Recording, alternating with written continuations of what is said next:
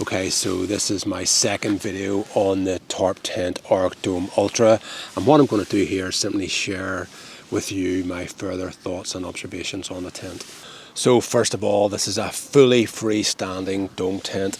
Very simple design with two poles that cross over in the middle. The main benefit of the freestanding design is that you can actually secure the tent with only 4 pegs in each corner, but Tarp Tents supply you with 8 pegs to fully secure it. But if you're going to be using the tent, any tent, in harsher conditions or higher winds, you will need to secure it with a lot more than 8 pegs. Now the poles are Easton Cyclone 9.3mm carbon poles. I haven't a massive amount of experience with these.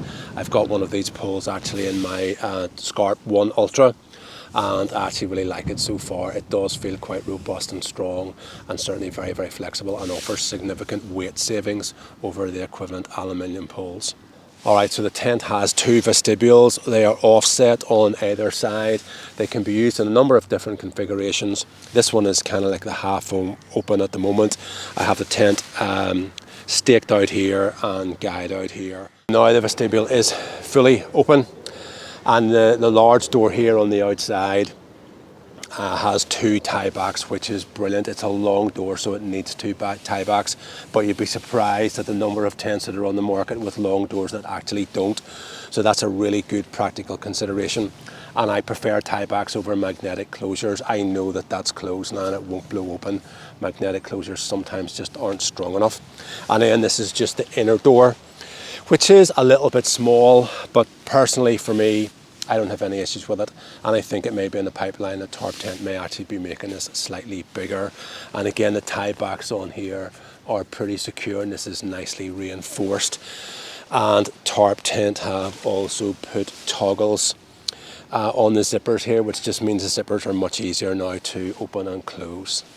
Vestibule space here is pretty good. I mean, it's not exceptional, but it's actually not bad at all, and don't forget you have that on both sides. The pole sleeves here are really heavy duty, made out of ultra fabric. I mean, the whole tent is made out of ultra fabric, but this I think is like 100D, and the pole sleeves are also quite wide, so the poles slip through the pole sleeves very, very easily.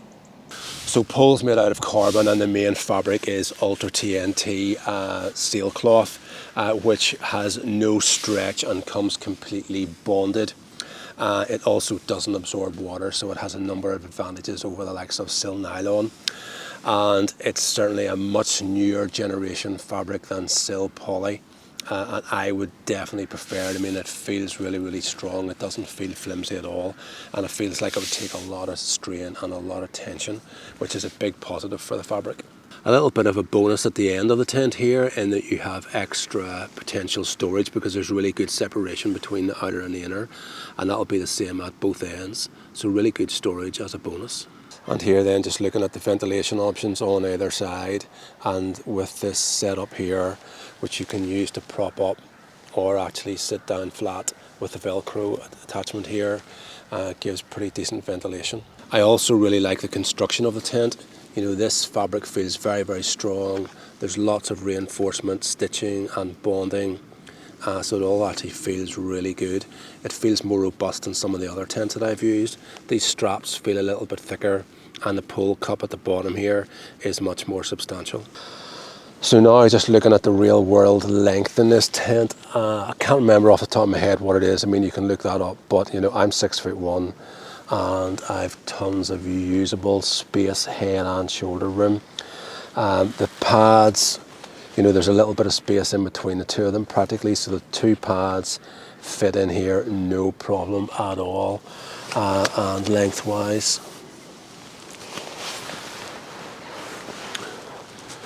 this is pretty much where I would be positioned. I'll let you see my feet in a moment. And this is the room that I have just above my head. And also this is a 4-inch thick pad. I'll just pick the camera up.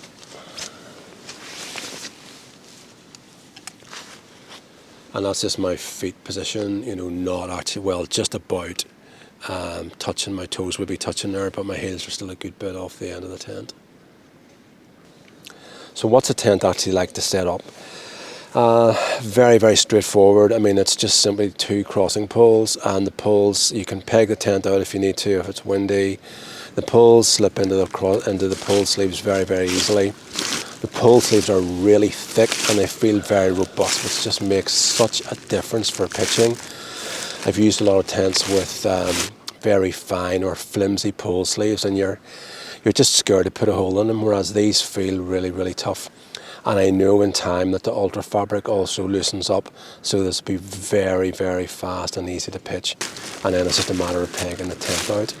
The pole, I think I mentioned earlier, the pole holders are much more substantial than in some other tarp tents, and that's a really great idea. And everything just feels a little bit more heavy duty, which is what you want in a four-season tent. So what's this tent like for weather resistance? I've had a tent out in 30-mile-an-hour winds, and I must say it actually did very, very well.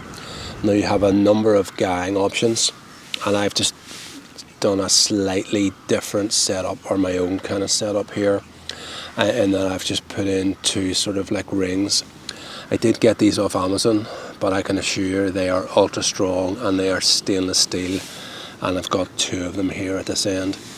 And the benefit of the ring here is that you're just using one pegging point and reducing in your weight of overall pegs. But also when this is balanced out, it actually pulls and supports this pole here at quite it's nearly at 90 degrees to the pole, and that gives the pole really, really good support, and it doesn't affect the angle of the top one. You need a guy line to pull the poles out directly.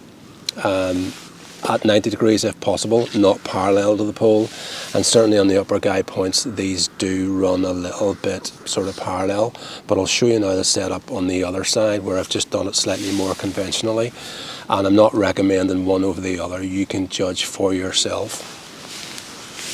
So this is just a setup on the other side, just to show you some other options. It actually, the way I have this set up, you don't save in pegs with doing the other method, but I think what I said was that when the two guy lines are going into one with one ring connector, it's raising the angle of this, and it's pulling the pole out more at 90 degrees, so it supports the bottom pole better, whereas this is starting to get near parallel to the pole.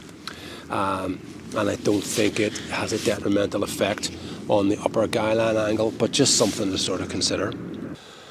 So one of the things that I did notice is that when high winds kind of hit the tent here, the weight of the wind pushing on the fabric, you can actually see it there, pulls the poles together.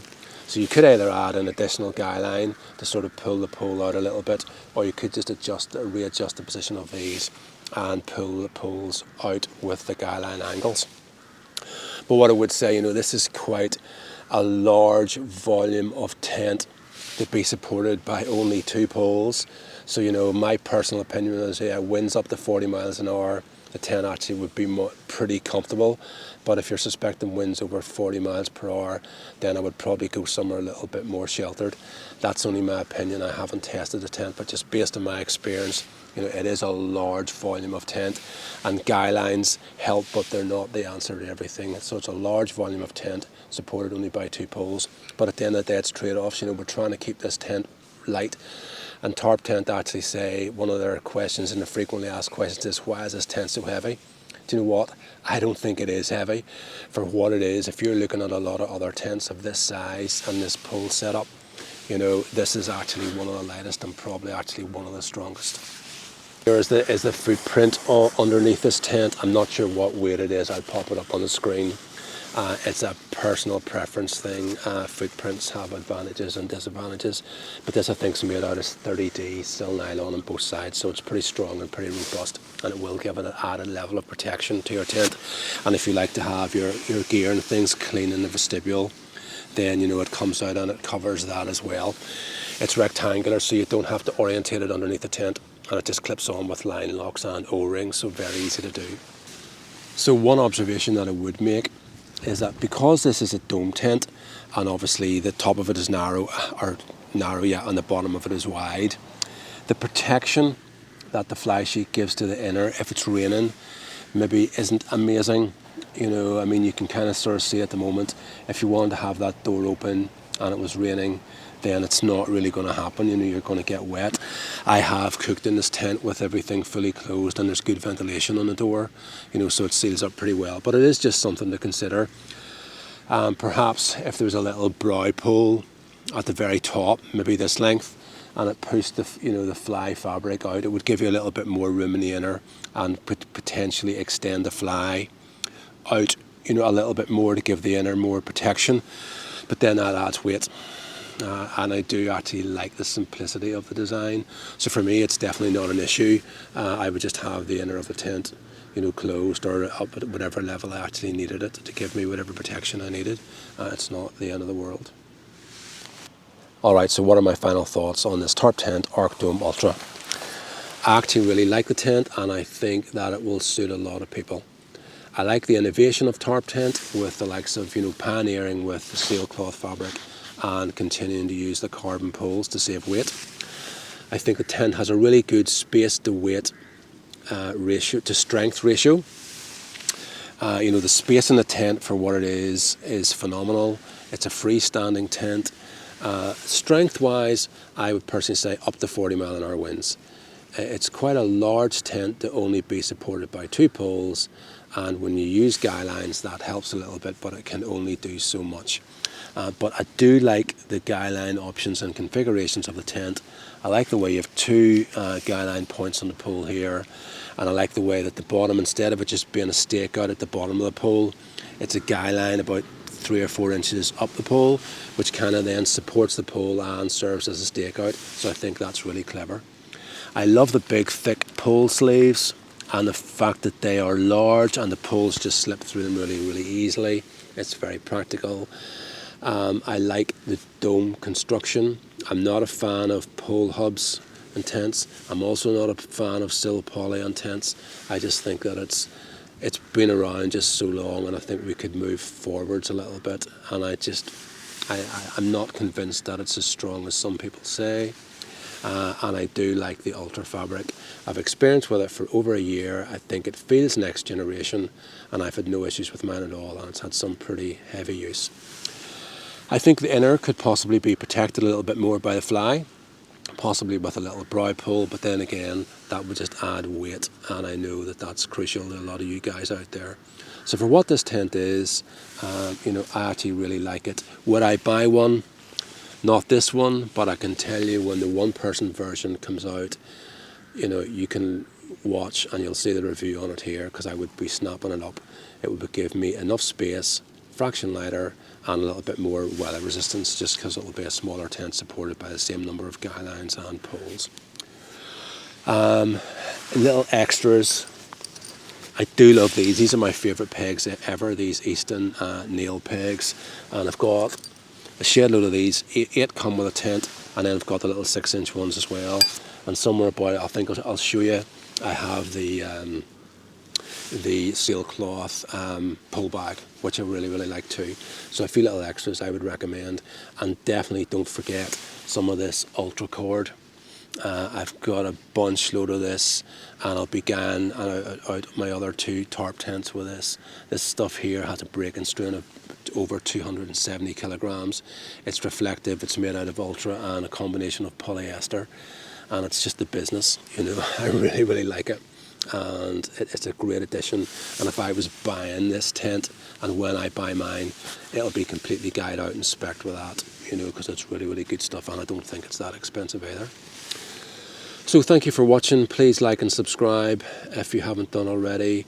And I have a previous couple of videos. I have a video there done on a Nightcore NU43 headlamp as a giveaway. So if you're still within the time frame for that, go ahead and do that.